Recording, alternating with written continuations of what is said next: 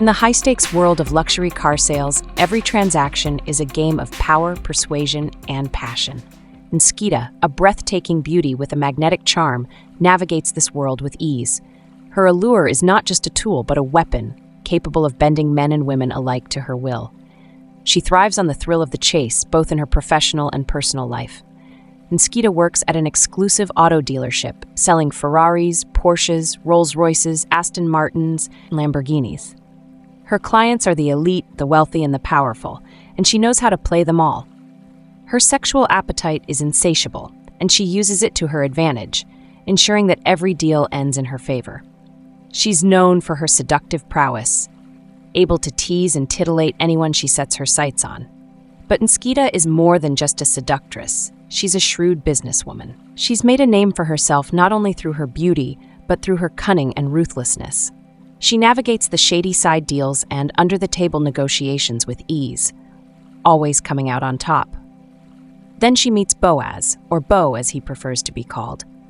Bo is her equal in every way, competitive, cutthroat, and with a charm that rivals her own. He's just as passionate about sex as he is about selling cars, and their chemistry is instant and explosive. Their encounters are filled with fireworks, each trying to outdo the other in and out of the bedroom. But while Nskita envisions a future with this fantasy man, Bo has his own plans. He's in the game for himself, and he knows how to play it just as well as she does. Their relationship becomes a battle of wills, each trying to gain the upper hand. Scene 1. The Showroom Seduction. The showroom was a gleaming temple of luxury. Nskita stood beside a sleek red Ferrari, her fingers lightly trailing over its curves. She wore a fitted black dress that accentuated her every asset, and her eyes sparkled with mischief as she surveyed the room. Boaz entered the showroom, his presence commanding attention. He walked with a confident stride, his eyes locking onto Nskita's. She met his gaze with a smirk, knowing the challenge that lay ahead. "Boaz," she greeted him, her voice a purr. "Looking for a new ride?" "Always," he replied, his eyes raking over her. "But I'm more interested in the driver," Nskita laughed, a sultry sound that sent shivers down his spine. "Careful, Bo. I play to win." "So do I," he said, stepping closer. "Let's see who comes out on top." Their negotiation was a dance of words and glances, each trying to outmaneuver the other. Boaz leaned in, his breath warm against her ear. "I've heard about your reputation, Nskita, but I'm not so easily swayed." "Neither am I," she whispered back, her lips brushing his cheek. "But I do enjoy the challenge."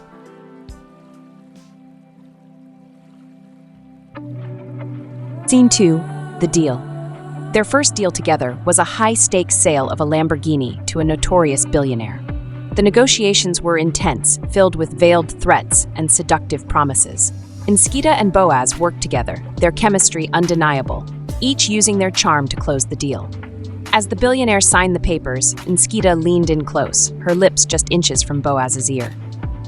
"Looks like we both win," she murmured. "Not yet," he replied, his hand slipping to the small of her back. The night is still young. Scene 3. The Bedroom Negotiation. Later that night, in a penthouse suite overlooking the city, Nskita and Boaz continued their game. Their bodies tangled together in a heated embrace, each trying to outdo the other. Every touch, every kiss was a challenge, a promise of more to come. Nskita pushed Boaz onto the bed, straddling him with a wicked grin. "Do you surrender?" she teased, her nails digging into his chest. "Never," he growled, flipping her over and pinning her beneath him. "I'm just getting started." Their night was a blur of passion and competition, each pushing the other to the edge. But in the end, it was Nskita who felt the first pangs of something more. She saw a future with Boaz, a life filled with the same thrill and excitement she craved. But Boaz was already making his next move, a plan that would leave Nskita reeling. For in this game of seduction and power, there could only be one winner. Part 2. High Stakes and Heartbreak. Nskita awoke to the soft glow of morning light filtering through the penthouse windows. Boaz was gone, leaving only the scent of him on the sheets and the memory of their heated night together. She stretched, feeling a sense of satisfaction mixed with curiosity about his next move. The day at the dealership was a whirlwind of activity. Luxury cars gleamed under the showroom lights, and clients came and went, each transaction a delicate dance of charm and persuasion. Nskita was in her element, her every move calculated and precise. Boaz, however, was conspicuously absent. She wondered what he was planning, knowing that with him, nothing was ever straightforward. Her thoughts were interrupted by the arrival of a new client, a high-profile celebrity known for her extravagant tastes. Scene 1. The celebrity client. The celebrity was a striking woman, her presence commanding the room. She was interested in purchasing a Rolls-Royce, and Nskita was eager to make the sale. As they discussed the car's features and customizations, Nskita's phone buzzed with a text message. It was from Boaz. "Meet me in the back lot in 10 minutes. We have a problem." Nskita's heart raced. She excused herself from the client, promising to return shortly, and made her way to the back lot. Boaz was waiting, his expression serious. "What's going on?" she asked, her eyes scanning his face for clues. "We've got competition," he said, handing her a file. "Someone's trying to undercut our sales, and they're playing dirty." Nskita opened the file, her eyes narrowing as she read. It was a dossier on a rival dealer, known for his ruthless tactics. He had been poaching their clients, offering deals that seemed too good to be true. "We need to play smart," Boaz continued. "We have to outmaneuver him without losing our edge." Nskita nodded, her mind already working on a plan. "Let's take him down." Scene 2. The plan. Nskita and Boaz spent the next few days strategizing. They worked late into the night, their collaboration filled with the same intensity that had marked their physical encounters. Their plan was simple yet effective. They would use their combined charm and business acumen to win back their clients and expose the rival dealer's shady practices. As they executed their plan, the chemistry between them grew even stronger. Every look, every touch was charged with electricity. But Nskita couldn't shake the feeling that Boaz was holding something back. One evening, as they celebrated a successful deal over drinks, she decided to confront him. "What's going on, Bo? You've been distant lately." Boaz sighed, his eyes darkening. "Nskita, there's something you need to know." Scene 3. The revelation. Boaz took her hand, his grip firm but gentle. "I've been playing a long game," he confessed. "I came here with one goal, to take over this dealership, and to do that I needed to be the best." Nskita's heart sank. "So you've been using me?" "No," he said quickly. "Not like that. What we have is real, but I've been keeping things from you. I wanted to tell you sooner, but I didn't know how." Nskita pulled her hand away, her mind racing. "So, all of this, it's just been a game to you?" "Not entirely," Boaz insisted. "I care about you, Nskita, more than I ever expected to. But I can't deny that my ambition has driven a lot of my actions." Nskita stood up, her emotions a whirlwind. "I need some time to think." Scene 4. Heartbreak. Nskita spent the next few days in a daze, trying to process everything. She threw herself into her work, her charm and seduction now a shield against the pain she felt. She continued to close deals, her clients none the wiser to the turmoil inside her.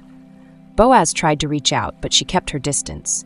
She needed to figure out what she wanted and whether she could trust him again. Then, one evening, she received a call from an unexpected source, the rival dealer. He wanted to meet, claiming to have information that could change everything. Nskita agreed, curious despite her better judgment. She met him at a discreet location, her guard up. "What do you want?" she asked, her voice cold. The rival dealer smiled, his eyes glinting. "I thought you should know. Boaz isn't the only one with ambitions. He's been working with me all along." Nskita felt a chill run down her spine. "You're lying." "Am I?" he said, handing her a folder. "See for yourself." Nskita opened the folder, her heart pounding. Inside were documents, emails, and photos, all proving that Boaz had been in cahoots with the rival dealer from the start. Her world crumbled. Everything she had built, every emotion she had felt, now tainted by betrayal. She stood there, numb, as the rival dealer walked away. Scene 5. Picking up the pieces. Nskita returned to her penthouse, the city lights casting long shadows across the room. She sank onto her bed, clutching the folder, tears streaming down her face. Boaz had broken her heart, and she didn't know if she could ever forgive him. But one thing was certain, she wasn't going to let this betrayal define her. She would rise above it, stronger and more determined than ever. And if Boaz thought he could get away with using her, he had another thing coming. the final seduction. The confrontation had left Nskita reeling, her heart shattered by Boaz's betrayal. She had avoided him for days, immersing herself in work to dull the pain. But she couldn't escape the memories of their passionate encounters, the way their bodies seemed to ignite with a mere touch. She knew she couldn't let things end this way. There were questions left unanswered, emotions left unresolved. It was late afternoon when she finally decided to confront Boaz. She sent him a message, the words brief and direct. "Meet me at the dealership. Now." Scene 1, the showdown. Nskita stood in the showroom, her reflection a picture of calm despite the turmoil within. The sleek black Ferrari with its rose-red interior gleamed under the lights, a stark reminder of the world they inhabited, a world of luxury and deception. Boaz arrived, his face a mixture of relief and apprehension. "Nskita," he began, but she held up a hand. "Save it," she said, her voice steely. "I need to know the truth, all of it." Boaz sighed, running a hand through his hair. "I never meant to hurt you. Yes, I was working with the rival dealer initially, but things changed when I met you. What we have is real, Nskita. I never planned on falling for you, but I did." Nskita's eyes burned with unshed tears. "You expect me to believe that after everything?" "I don't expect anything," Boaz said softly, stepping closer. "But I'm asking you to give me a chance to prove it." Scene 2, the argument. The argument that followed was intense, emotions running high as they hurled accusations and confessions at each other. Nskita's anger was palpable, her hurt evident in every word. Boaz countered with his own frustrations, his desperation clear.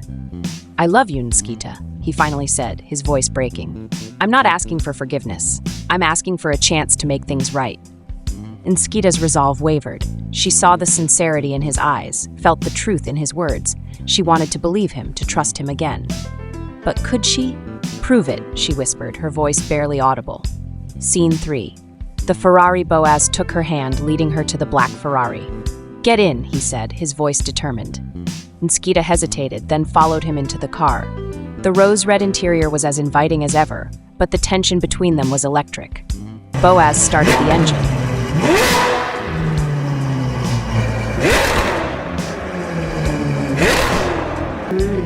And they sped off, the city lights a blur around them.